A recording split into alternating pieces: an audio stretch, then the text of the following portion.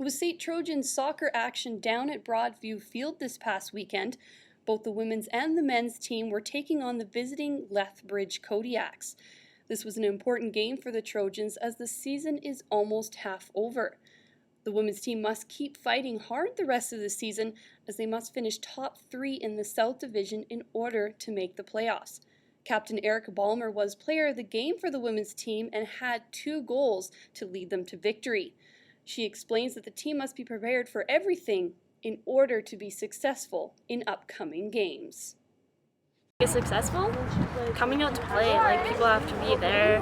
We have a lot of talent. We have a lot of talent on our bench, and everyone has to be prepared to play any role because Sept switches up the lineup. We never know where you're going to play. The Trojans responded well to Coach Sept this game as they defeated the Kodiaks 4-1. Next up, the SAIT Trojans men's soccer team also faced the visiting Lethbridge Kodiaks. The men's team has had a bit of a slow start this season with 2 ties on their record, but are starting to prove that they mean business. The first half of the game was a little slower for the guys, but picked it up in the second half.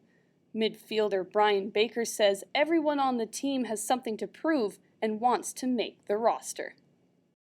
We have a lot of depth this year, and you saw it in today's game when we made 3 changes at half and scored 5 goals in the second half. So you can see that the guys coming onto the field are working just as hard for those spots as the regular starters that we have. The Trojans' deep bench and wise coaching decisions rewarded them a 7-1 defeat over the Kodiaks. Stay tuned next week for more Trojans highlights.